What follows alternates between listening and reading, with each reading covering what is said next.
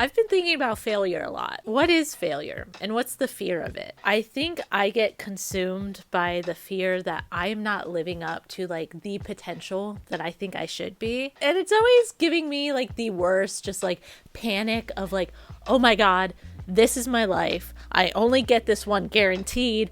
What am I doing? And I have to sit back and remind myself that I am doing my best and that life is happening as it's meant to. But I'll tell you what, it's hard to convince myself of that when I feel like a complete failure. Hi, my name's Danny with Realistic Intentionality. I'm a podcast host, a podcast producer, and a writer, artist of many kinds. And I'm here to help you and help me, honestly, try to create the life that we exist for. There's actually a clinical term for the fear of failure, and it is this big word that I can't even try to pronounce. Is it atichiphobia? Atichiphobia? I don't know what it is, but I know when I feel it. And so for it to have a clinical term, you know that they must have done some sort of studies on it, and I need to know the answers because when I am laying awake fearing that I am not going to do the things I want to, or I haven't done all that I should have by now, I need to know that there is some proven relief to it.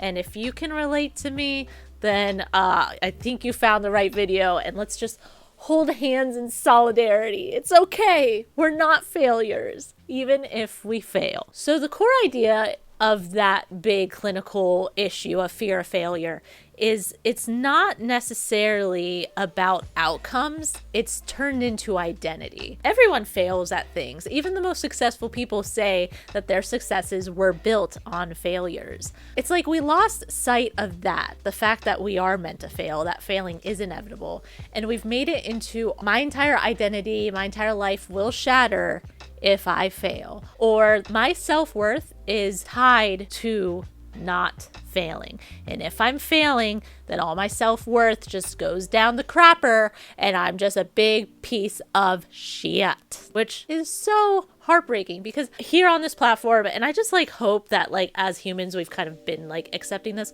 we are all inherently worthy just by existing, just by being here, and just by trying. But when you begin to tie this fear of failure with your identity, it creates a lot of anxiety and actual avoidance of even trying to do things. And even as far as self-sabotage, which is like so crazy to think that when you are fearing failure, you would actually then be like co-signing your failure. But humans are trippy little meat monkeys, so not surprised it's like that. So what is fear of failure really? Is it fear of the event of failing, or is it what failure actually means to you and means to your worthiness and your life? Because I know when I'm staying up at late, I'm not thinking of like, oh, what if I sleep through an important meeting tomorrow? Or like, what if I try to launch this business and I lose a bunch of money of it? I don't actually think of that. I think of like, what if I am on my deathbed and I just feel like I have done nothing that I was meant to, and I am just a failure, and I failed at life, and I failed at being a mother, and I failed at being an artist, and I failed at trying to help people. And so it's not that I'm fearing the outcomes being bad. I am fearing I am bad because of the outcomes or lack thereof. In 1957, Atkinson had the achievement motivation theory driven by two concepts: that people are motivated by their hope of success or their fear of failure. So it's like the motivating forces within people is that they are hoping for success and they also want to avoid failure, which is like kind of unfortunate because failure is so inevitable in order to have success. That's probably why people get so disencouraged when they're trying to do things, because they are trying to avoid failure. So when they're trying to be successful and they just hit the inevitable failures, then they're like, oh, I need to avoid this. I need to step away from this entire dream and process because it's confronting me with failures, and psychologically I am programmed to avoid that. And instead of recognizing like to balance both and like fear failure but understand it happens, and like try for success but understand that it's harder than just like A to B, instead of finding that balance, people will then, because of that fear of failure, just completely avoid doing any moderately difficult or risky task because they just don't want to experience that failure, because it is such a negative thing psychologically for us. And I know for me, I definitely did that in the past, where I wouldn't start making YouTube videos, or I wouldn't put myself out there and try to get this like crazy job because I just felt like, oh, I'm just gonna fail anyway, so I'm just not going to do it. Then there's Covington's self-worth theory, and that's people protecting their self-worth at all costs. If self-worth equals performance, then failure becomes identity threatening. So if someone is like, my self-worth is only how well I'm doing, how much I'm succeeding, the risks of failure in trying to do other things is going to seem too threatening to who they see as a person. So that's when, like, you know, someone's really good at what they're doing, and even though they're not happy, they kind of just stick with it because they know it's doing good, and like they can tell everyone like, hey, I'm a manager of this company, or I'm doing this, and this. And they feel like their self-worth, their identity is about that success, that title, and they're not actually doing what makes them happy or fulfilled. And they're not taking that risk because they don't want to risk their identity going down, their identity going down the drain, because let's say taking risks does have some inevitable failures, or does have some, things that might not be as achievable as the things you've already achieved. And so that's what really explains people not necessarily taking the risks that they want to, or procrastinating on things that they want or need to do. And like that is all like self-handicapping, so that they feel like they can say, well, I didn't even try, so that's not even a failure because I didn't even try, instead of trying and potentially failing once, twice, 3 times, whatever. And it's like, that's that self-sabotage that we were talking about earlier, where it's like people have their identities so tied into avoiding failure that they're actually just not going after the success that they want and that they hope for. As mentioned earlier, is the fear of failure just based off outcomes, or is it based off identity? When there is that distorted cognitive belief that like, okay, now my failures and my successes are tied to my inherent worth, or like how I am doing at life, or how I'm doing as a person, then it's going to be like, if I fail, I'm worthless. Or if I don't do this thing, my life is meaningless. And it's like, so much weight and pressure is put on you then, because you have this distorted idea that you are this efficiency machine that's supposed to be successful and doing this, and this. Meanwhile, you're at home and you're having a sick day, or that you get caught up helping with your friends and families, or life just happens and you're going with the flow. Like, God forbid you're being present, right? But if you feel like you're not exceeding the expectations you've set for yourself, or achieving the things that you hope for, you get this distorted, like, I am now not worth it. My life is a failure. I am a failure because I'm not doing these things that I thought I was going to do by now, or that I should do. The fear of failure happens when the stakes feel so brutally high, but then your confidence feels kind of low. Like, you know that this is your life and you need to take it by the balls and do it, but then you're like, I just feel so drained all the time, or I'm struggling with just the 9 to 5, or I'm grinding, and like, God knows this world doesn't make it easy for us to thrive. And so the stakes feel so up here and we're so down here, and it's impossible. Now, if you're like me, I'm sure you already know all of the red flags within yourself, what this fear of failure causes you to do.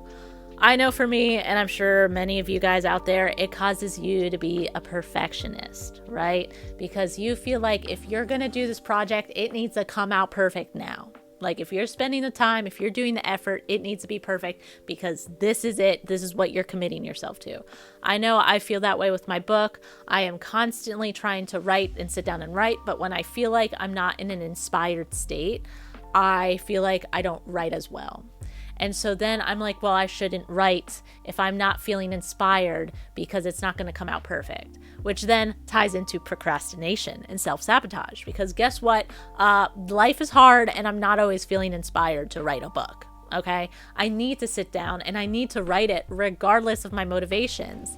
But because I convince myself that it needs to be perfect, I procrastinate until I feel like I can be perfect. And guess what? That feeling doesn't really come very often. Okay, I don't really feel perfect super often. It can also lead you to then shame yourself. When I'm not writing my book, because I don't feel perfect all the time, then I feel shame because I'm not doing something that I know is with my higher purpose and I know I'm meant to do. I know I'm meant to write this book. I know I'm meant to finish this book.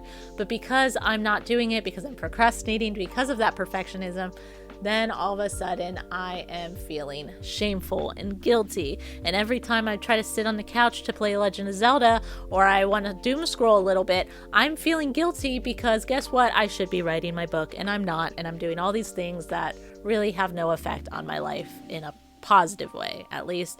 I mean, video games are fun and doom scrolling does give me some good information sometimes, but ultimately they don't have the weight that doing these projects or these big hopes and dreams do. Now, going back, when we've said that psychologically we are meant to fear failure in some sort of way, when we are perceiving that we are failing, then all of a sudden our brain is stressed out because we are experiencing a thing we are meant to avoid. So when I'm feeling guilty, when I know I'm procrastinating, when I'm being a perfectionist, I am now causing my body stress and my mind stress because I am perceiving myself as actively failing and doing something that I shouldn't be doing. And that can create your body into feeling like it's in danger and it's being threatened. And then if your identity is tied into it, like we talked about, then your identity feels threatened also. Now your brain and your mental processing is in a state of complete disarray. Because you're now procrastinating and you're feeling the perfectionism and now you're shaming yourself for not doing it,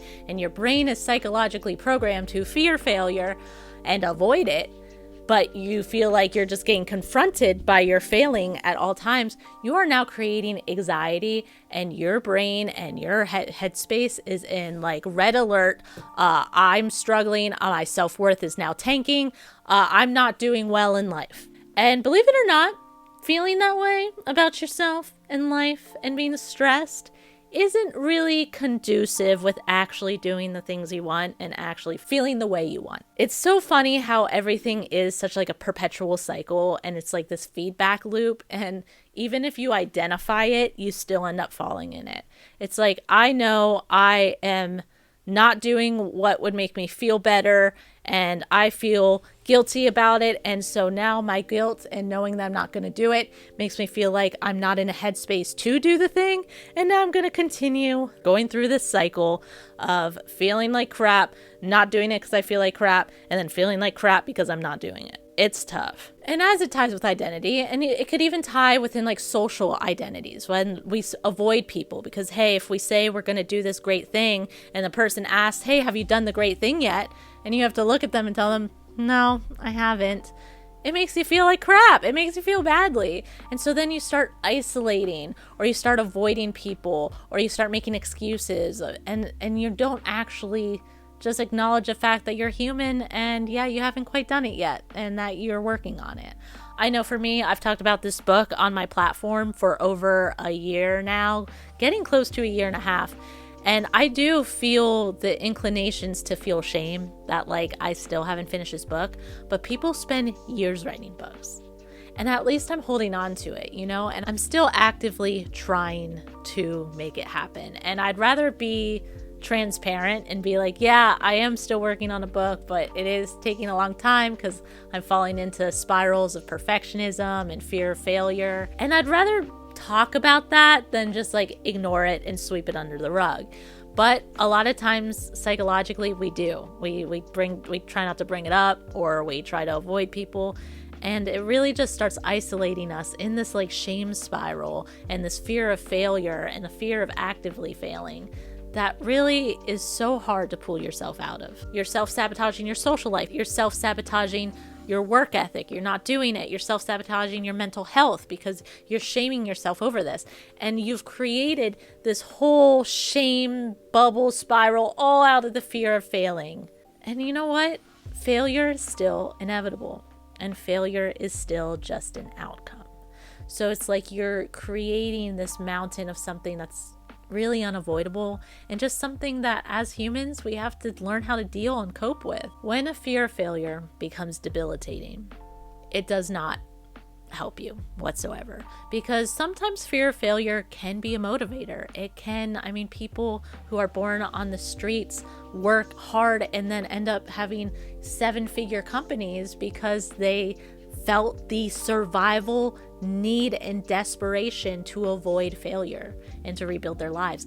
Fear of failure can be a motivator, but when it's debilitating you, it's not doing that. It's doing the opposite. It is causing you to be in a shame spiral that's just going to make you feel like shit, and you're not going to want to do anything.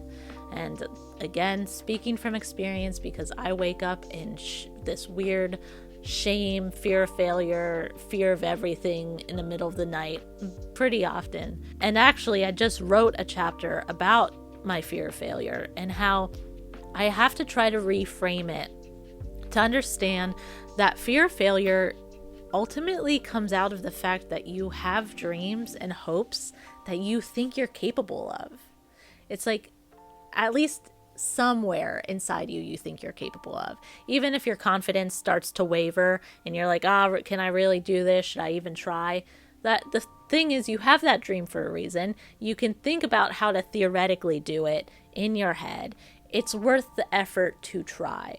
And that fear of failure is recognition that you do have potential, and your life does have potential, and you have dreams that you hope to achieve. Now, if it becomes debilitating, then you have to treat that as an unfortunate side effect. But it does show there is something good inside you. There is dreams, there are hopes, there is desires for things. It's not that you're just in a really dark place where you don't hope for anything, you don't want anything. You do. You hope for success. And that's still something that's a little light at the end of the tunnel you should try to hold on to. So how do we overcome it? How do we get out of the shame, fear of failure spiral when it's completely tied into our sense of self and our identity in our life? Well, you have to start with cognitively restructuring that. Hey, failures are inevitable of outcomes. It is not tied to your self-worth. It is not tied to the state of your life. And that even the most successful people have failed many times. And that is okay. Expose yourself. Take those opportunities. Take those risks. And understand that even if you fail, at least you tried. Right? Even if you miss 100% of the shots you don't take, that classic line or cliche or whatever, it's true. You literally are missing every opportunity and every chance for success because you're fearing failure. So it's like, expose yourself to trying that and let yourself know, like, yeah, it's all right. I may fail every once in a while, and that's just how it's going to be. But at least I'm trying, at least I'm putting myself out there, and it is not the end of the world if I fail. So you can have the most fundamental failures in life and you can still climb yourself out. Trust me, I've been there. And have some self-compassion for yourself. You are human. You're not meant to be perfect. You're not meant to be an efficiency machine. You aren't meant to succeed 100% of the time. Part of growing as a human is failing and trying again. You had to learn to walk. You fell many times, you stumbled, you slid down things, but you kept trying and you learned to walk. You learned to talk by blubbering, saying, blah, blah, blah, blah, blah, blah, blah. And then one day, words came out and they're crazy. And I say that as a parent that watched it. It was weird seeing my kid go from like no words to all of a sudden all the words. It takes failures, it takes struggles, it takes what seems like it's not going nowhere, and all of a sudden, breakthrough happens and you're through it. But you need to have compassion with yourself. You need to know that it takes time, it takes effort, and it's okay to fail every once in a while. And that it's better to try and fail than not try at all. And as we cognitively restructure and behaviorally try to take more risks and do things, remind yourself that you are reframing failure. It's not, did I succeed? It's, what did I learn? It's not, was that a failure? It was that an effort? Was that a good try? Right? Failure happens, but that's not the only thing that happens. Good comes from it also. Your identity is not tied to whether you failed or you succeeded. You are inherently worth effort. You are inherently worth compassion, and that you are human, you are going to fail, but you can also succeed. Fear of failure is not really about failure. It's about what failure means to you. And when it means everything, when the stakes are high, it's your identity, it's your life purpose, failure is going to be a big monster. But when you recognize failure as just an outcome that happens every once in a while and it's inevitable, then you take this thing that had so much power to keep you up at night, and all of a sudden you recognize it's just a part of nature. It's a part of this reality, and that we can manage to get through it. It is okay to fear failure. It is okay to feel like you get stuck in that spiral of guilt and worries, and your identity and your sense of self and your life purpose being tied to it. It's okay, it happens, but you got to pull yourself out, because that is not reality. That is distorted thinking. Reality is failures aren't you. They just are a thing in this reality. And it is okay to fail at things, because you are not a failure, and you never will be a failure. So if you like this, if you needed this, please give this a thumbs up. If you like my vibe, if you like me, please subscribe. Check out my other videos. I have a couple podcasts. I'm all around the internet in a bunch of different places. And please know that you are worthy, you are deserving, and you seriously are not a failure, and you can succeed. And please know that you deserve to create the life that you exist for. Thank you so much. Have a great day. Bye.